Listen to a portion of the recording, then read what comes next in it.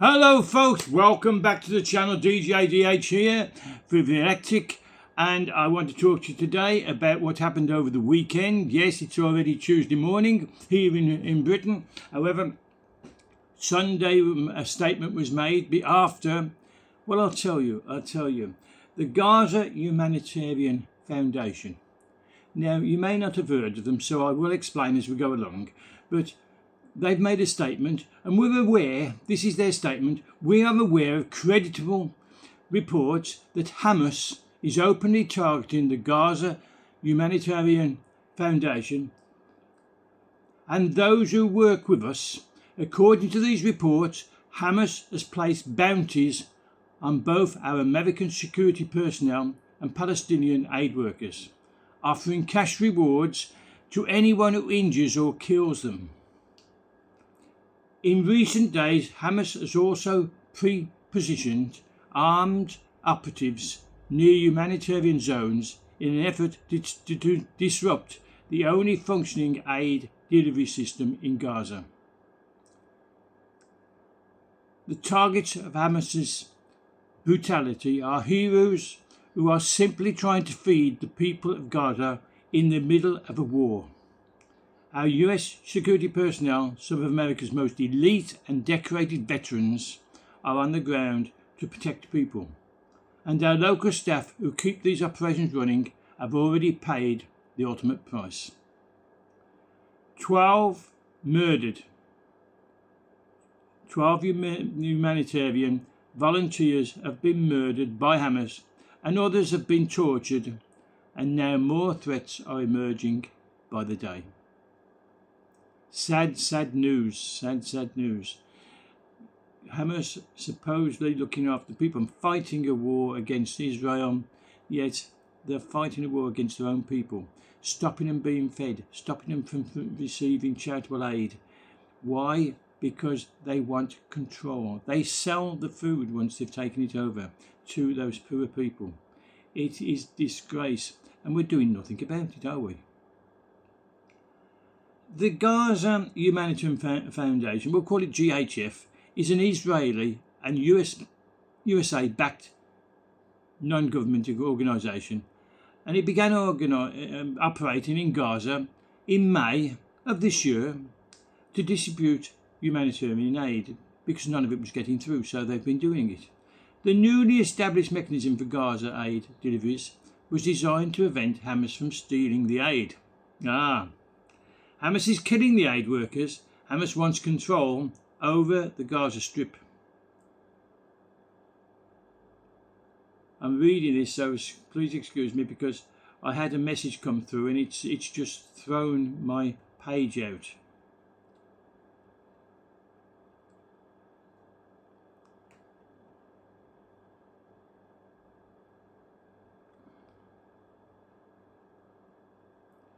Hamas is killing the aid workers, and Hamas wants to control all aid in the Gaza Strip so it can militarise it and use it to repress the Gazans.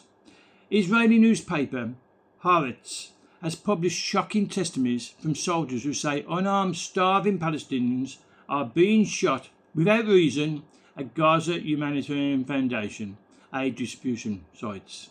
American workers with the Gaza GHF said that Hamas seeks to target the workers to threaten their control over aid.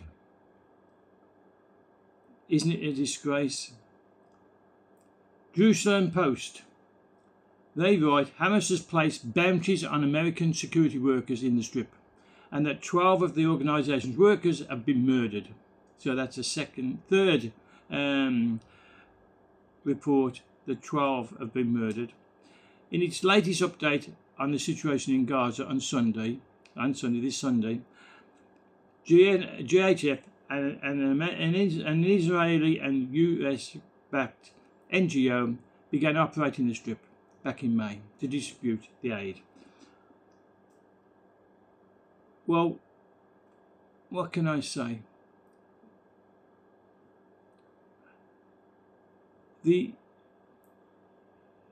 The barbarians, they are only after murder, and the Palestinian sort of saying, isn't it?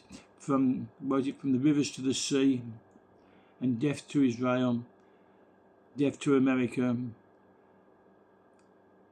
It's a religious cult based directly on Mohammed, their prophet of Satan. Allah. Al means God, La means moon, the moon god. He was a murderer, he was a rapist, he was a kidnapper, he sold women that he kidnapped into the sex slave markets, he was a paedophile, he had sexual relationships with boys, all under the age of puberty. Of course, he had Aisha, his wife, one of his 11 wives, who he had sex with, raped at 9 years of age. And the only reason she managed to get to 9 was because when he married her at 6 years of age, she became so distressed, she lost all her hair and became so ill. 3 years later, she's forgotten all about it. Well, a 6-year-old would, wouldn't it? So 3 years later, at 9 years of age, along comes Mohammed, and he's riding past on his horse, and he sees her in the garden with 2 other little girls, and they're playing in the garden swing, and they've got dolls. They're playing with dolls. That's significant, by the way. I'll tell you why. And he gets off his horse and goes to his mother and says, her mother, and says, "Get her ready for me." Mother calls her into the house. This is Aisha's own account, by the way. Mother called me into the house, washed my hands and face. So there's a child whose mother is still bathing her. She hands her over to Mohammed, who is, put politely, he consumes the marriage when he married her when she was 6. He's now 9, and he has sex with her to rectify the marriage, rape of a child.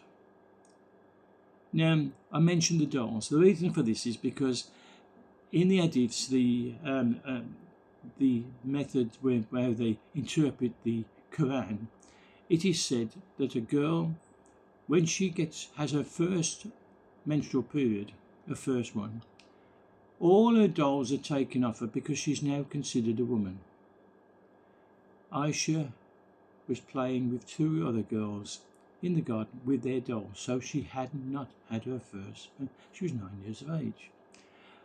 Aisha's account goes further to say that after they had sex, and he used to visit her because he was visiting all his wives, and then he'd go out on battles and wars.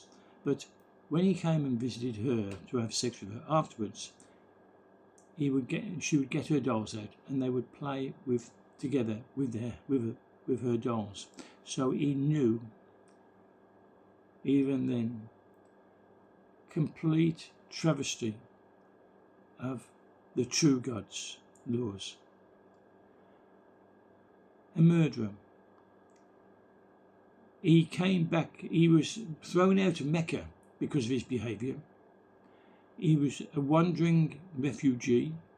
He was accepted into a Jewish tribe city where he lived for a while, and he gained a following.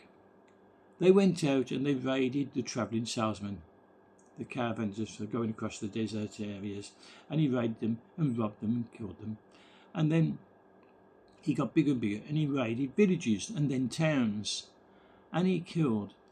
As he was coming back one day, the Jewish Israeli town he'd adopted him locked the gates on him, and he said to them, "If you let me in, nothing will happen to you.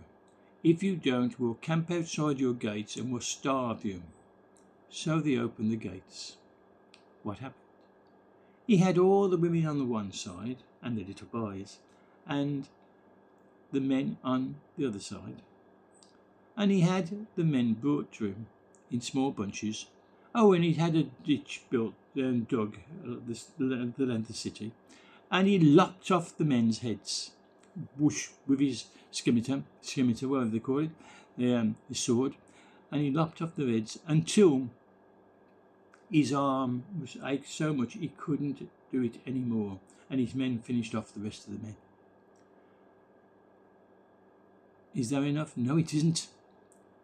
He'd lied. He said nothing would happen to you if you opened the gates, and then he murdered every man.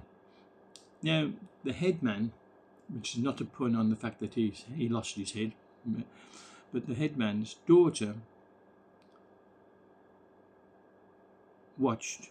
She'd been a young woman who had married a young man, and she watched her husband's head lopped off, her father's head lopped off, probably her brothers and her cousins and her nephews, I don't know. It only mentions her husband and her father, but she watched them, Mohammed himself, lop off their heads and push them into the ditch. Mohammed grabs her, drags her to his house, rapes her overnight, and the next morning comes out boasting, I have the virality of 10 men, he claims. Murderous, egotistical, raping paedophile. And they follow him. Think about it. Comments, please. Comments. Press that subscribe button. Recently I've lost 2 subscribers because they didn't like my thing on the vaccination. Press the subscribe button. Encourage me. Give me encouragement. Give me your faith in me. So until the next one, bye for now. Bye.